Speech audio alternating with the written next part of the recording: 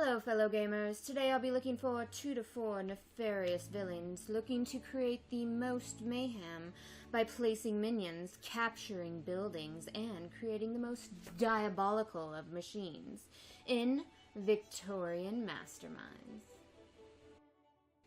The first thing we're going to do is set up our board on a table that's far larger than mine. Then we're going to take our Secret Service board here and place it at the top of this. However, since my table is not large enough, we're just going to put it in the middle so everybody can see it. After that, we're going to populate this board with all of the buildings here, starting with monuments, universities, our furnaces, and then our factories, starting now. Now that we're finished putting our buildings out, we're going to put our mayhem points, our Da Vinci codexes, all of our scientists that we're going to capture later on, and our bolts and copper plates within reach of all players. Next, we're going to take the mission cards. These are the basic missions that we're going to start with, and then these other cards need to be shuffled and then placed on the side of the board right here. The basic missions, once they are shuffled, will get placed on the board in each city, so each city has a different objective that you can collect. Next, we're going to take the firepower tokens and make sure that every player who's playing gets one put on the correct number of players here. So 2 players will place 2 tokens here, 3 players will place 3 here, and then 4 players will place 4 tokens there. Then you're going to set the Secret Service dial to whichever player count we have here. Then all players are going to secretly get a diabolical machine. Make sure for your first game you're playing with either Tarantula, Red Kraken, Beluga, or Albatross, as their engineer abilities are just a little bit easier to understand than some of the other ones. Then you're going to take all of your colored player tokens like this, there should be 5 of these suckers here, and place them in front of you face down. After that, don't forget your monocle of forgetfulness. Place this in the middle of the table where all players can reach it at all times. Now every player takes 1 scientist and populates their player board. Players then shuffle all of their minion tokens, placing them face down, and the player with the most evil of laughs gets to go first. On your turn, you're going to take the top token from your stack. You're going to take a look at your minion and their ability, notating it. Then you're going to place this diabolical fiend on the board, like so. After that, your turn is over and play passes to the next player. Play continues until a player places a 3rd token on a stack. After that, that player makes sure to take the monocle of forgetfulness and puts it in front of them so they don't forget which turn order they're in. Then the stack gets turned face up and we resolve it from this topmost piece down. Now's a good time to look at all of our minions' special abilities. For example, this minion right here gives us 2 times the reward on any city. This minion right here is going to negate any minion underneath it, so they can't use their special ability.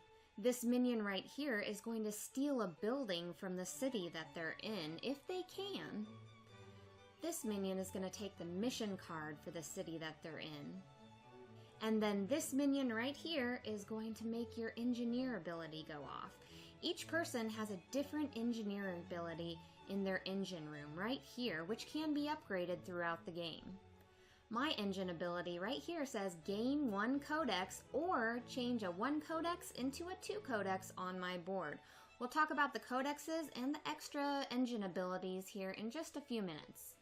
Now let's resolve the stack that I just flipped. I have my number 2 token here, so I get 2 times the reward on this panel here. That means I'm going to get 2 firepower.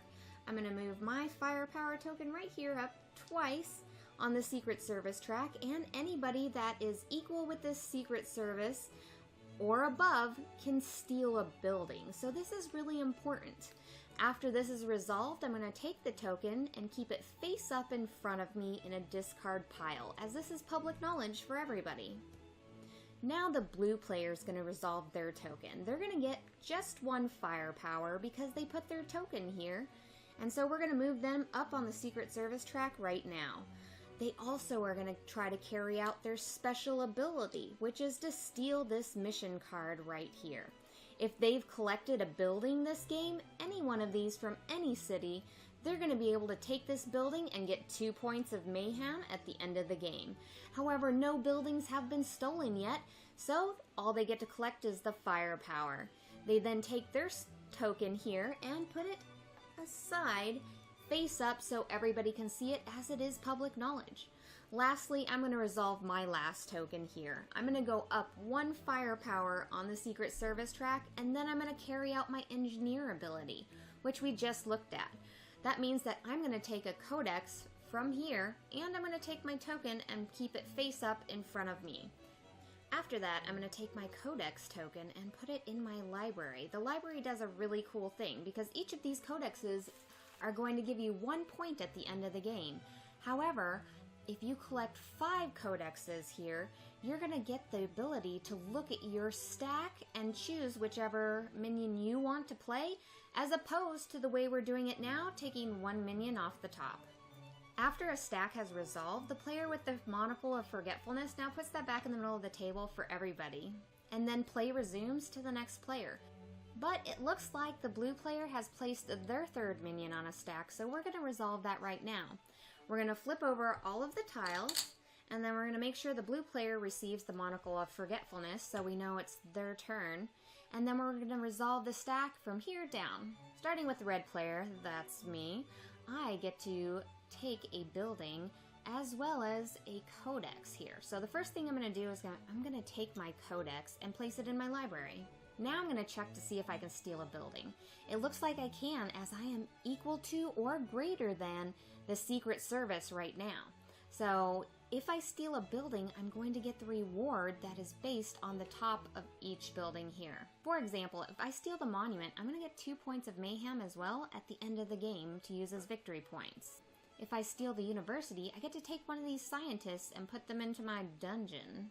If I take the furnace, I'll get one of these copper plates to use on my machine. And if I take the factory, I get to use one of these bolts and put those on my machine. However, for me, I'm going all points in, and I'm going to take the monument, which is going to earn me 2 points of mayhem at the end of the game. And then I'm also going to take my extra 2 points of mayhem right here and place both of those in front of me. After that, my token has been resolved. I got my codex, I got my building, and I get to put this in front of me. We also had a building stolen, so the Secret Service track now goes up. That means that the yellow and green player can no longer steal buildings. So the next token to be resolved is for the green player, and it looks like they're negating the special ability of the token underneath them. So they still get a codex to put in their library. We'll take one of those for them. And then they take their token off and keep it face up in front of them. Now it's the blue player's turn, which sadly, they can steal a building as they are equal to the Secret Service. However, their special ability was negated.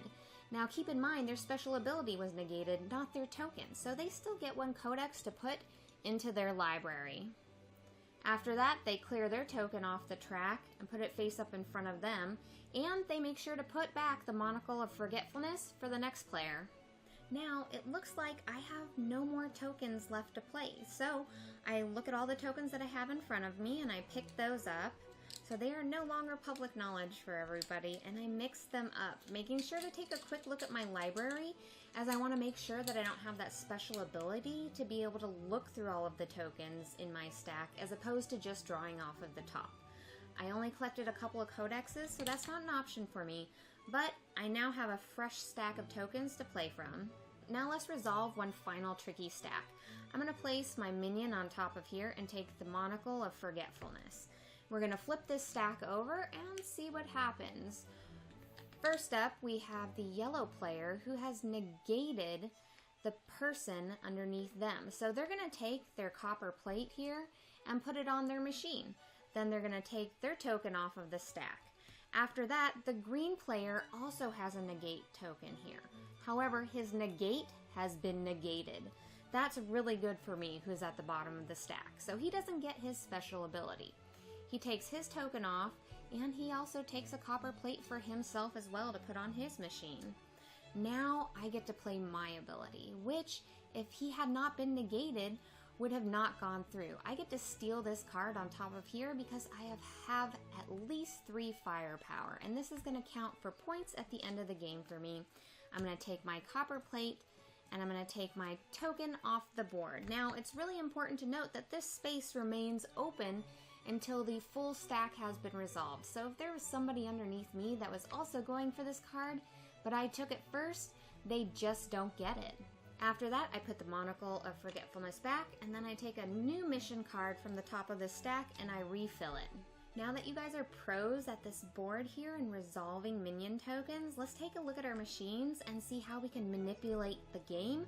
Now every machine is going to look and function just a tiny bit differently, but they all kind of have a lot of the same options. So we're going to talk about everything your machine can do for you. First off, we did get a steel plate from before, so we're going to place that down on our machine right now. And as you can see, we have steel plates and little bolt areas. Once you've fulfilled one of these requirements, then you can add that part to your machine and get that special ability. For example, if I earned another steel plate, then I could add this nifty little function to my engineer ability. So now, every time I use my engine room ability here, where I can gain a codex, or I can change a 1 codex into a 2 codex, I can now also gain a scientist as well. If I completed this machine portion right here, this would mean that every codex that I grab now is a 2 instead of a 1, which is really helpful because these are endgame points. If I ended up adding this part to my machine, then I would get 2 points of mayhem at the end of the game. A part like this is going to automatically move me up 2 firepower on the Secret Service track. And this little piece right here is going to give me double duty, as it gives me 3 mayhem at the end of the game, as well as it unlocks my final scientist spot right here. If you unlock all of the parts of your machine, you start the end of game, but we'll go over that in a few minutes. Other things to note about your machine is that you can fill up your library with books, but once you get to here, you cannot earn any more books. As well as, if you go ahead and fill up your scientist track, you can no longer earn any more scientists. You can also use these scientists for super cool things, like using a token from your discarded area instead of from the top of your stack. So, if you discard this scientist right here, I can pull from my discard stack instead of the stack in front of me. If I had 2 scientists to discard on my turn, I could take another minion tile and place it right now. If I discarded 3 scientists, I could just steal a building regardless of where I am on the Secret Service track. I also get to collect those building spoils as well. And finally, as you're looking around your machine here, you might notice little icons here on each machine piece. A diamond, a triangle, a circle, and an X. And those apply to some mission cards like the one I have out right here. This says, as long as I have one of those done, I can pick up this mission card if I put the correct token here to get it. So there's 2 different ways that you can end the game. The first is going to be if you complete the entirety of your machine. The other way is if you get the Secret Service track all the way up to 12. Now, the same thing happens, is that player who finishes the game, they get to take the entirety of their turn, and then every player after that, including the player who finished the game, gets 1 last turn. Then you'll score any tokens left on the board, starting with the top here, and you'll flip over the stack as normal, regardless of how many tokens are left in it. After that, then it's just time to add up points. Now, only certain things are going to give you points in the game. One thing that's going to give you points in the game is every piece that you completed that has mayhem on it. So the little skulls, okay? The other thing that's going to give you points, you're going to get 2 mayhem points for every building that you've stolen, regardless if it's a monument or if it's just a little factory. The other thing you're going to get points for is just mayhem little tokens that you've collected. You're going to get 2 points of mayhem for that. Any cards you may have collected, you're going to get the total that they have on the cards here.